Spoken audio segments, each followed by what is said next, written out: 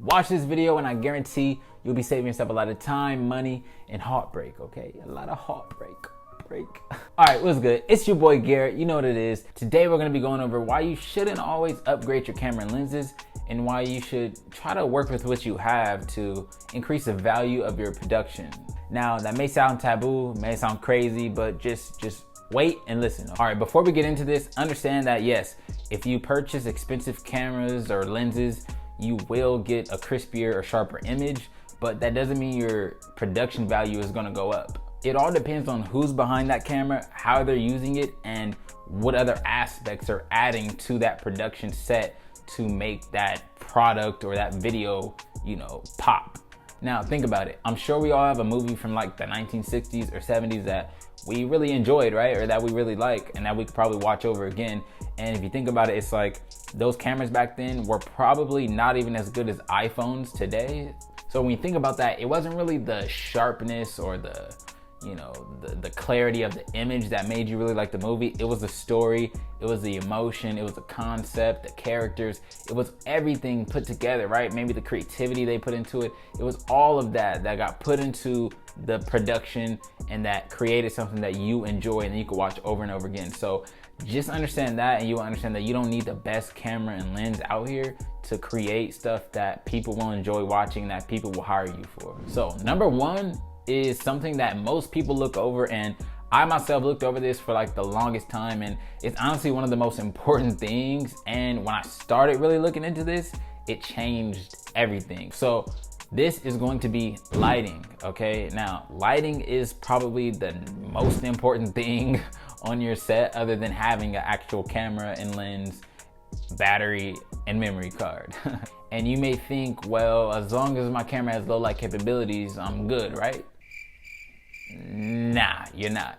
Lighting is gonna make your image sharper and way more crispier, okay? If you have an older camera and a decent lens, just add some lighting to that and you're gonna get a way sharper image. And depending on your lighting setup, it can help invoke the type of mood or emotion that you wanna show or convey in your actual video, which in the end makes your final product that much better. All right, so number two on my list is gonna be your concept, all right? So having a well-written story or concept is not only gonna entertain your audience, but it's the reason why we watch films, music videos, and documentaries. I personally love zombie films, dystopian films, all that shit, I love it. So when I go to Netflix, that's what I search up. But overall, if I watch something that is not in one of those categories, but it still has a well-written story and concept and it's creative and entertaining, then I'm personally gonna give it a 10 out of 10. And when it comes to music videos, a lot of artists don't think a lot about, a story or a concept in the music videos. They're just like, oh, I just wanna go shoot some shit. I found a dope location, let's just do it, right?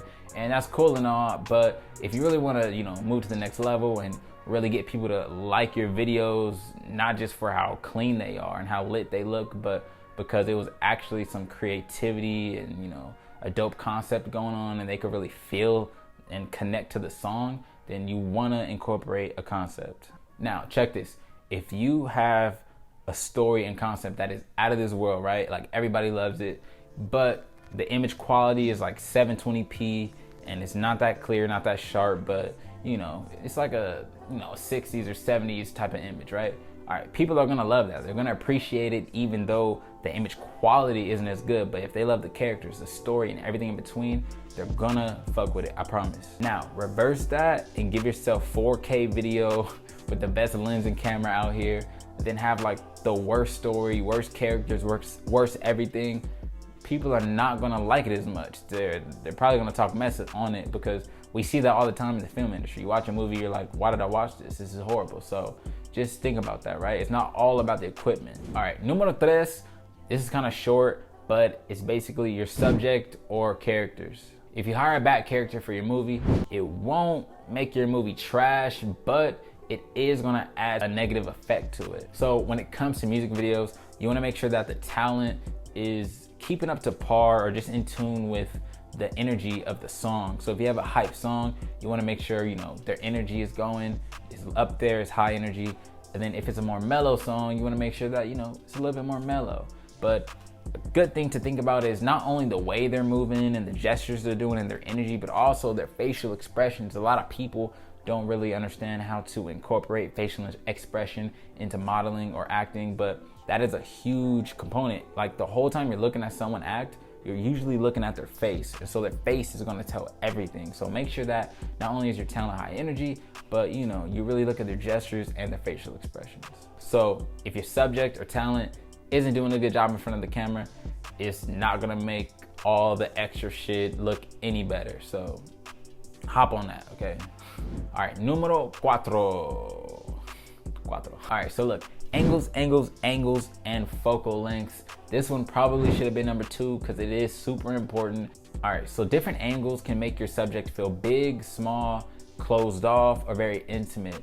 And for focal lengths, kind of similar, but they're basically just gonna either compress your image or the reverse of that, uncompress it. What would that be? I don't know, uncompress it or some shit. So focal lengths can change the shape of your subject due to the compression, or they can give you an illusion as far as like where your subject is placed and where another reference point or another object or subject is placed. But not only those, a different angle and maybe focal length is going to make it a little bit more entertaining, and changing that up and finding out which angles with which focal lengths look super interesting is going to just add that entertaining effect. See, what if I did a music video like this? Angles going crazy. Or like this. That should be hard too. All right, so to the last point. It's last, but it's not least, all right? Use your medulla oblongata, all right? Kanye said it best, use your medulla oblongata. I don't even know how to spell that. Look, at the end of the day, just be creative, think outside of the box, okay? Hey, see, you gotta think outside the box sometimes, man. Come on, get out of this box. Get the fuck out of the box. Be different, challenge yourself, try to use the tools you already have to create the look or feel that you're going for. Also, a lot of times, people want to upgrade their cameras or equipment when they don't even really understand how to fully get like all the capabilities out of their equipment. So you may own a camera, maybe you own some other equipment that you haven't dove in depth with as far as all the capabilities of it. So before you upgrade, a lot of times just look into that, see what you do have, and try to get everything out of it before you try to upgrade. Other than that, I promise you, focusing on lighting, performance, angles, and just being creative is definitely gonna up your production value. Hopefully you learned a thing or two, and hopefully you're not about to go drop 2 bands on a brand new camera. If you do, kudos, but this is what I learned, especially when, a lot of equipment can be super expensive nowadays. So save yourself some bucks, master lighting, master directing, master the angles and, the illusions that you can create with your camera, and just go out there and shoot. Other than that, like, comment, subscribe, and if you have anything that you think videographers should master before upgrading their equipment, definitely comment them below. Let me know what the deal is. Let me know how I did. I'll see y'all next time.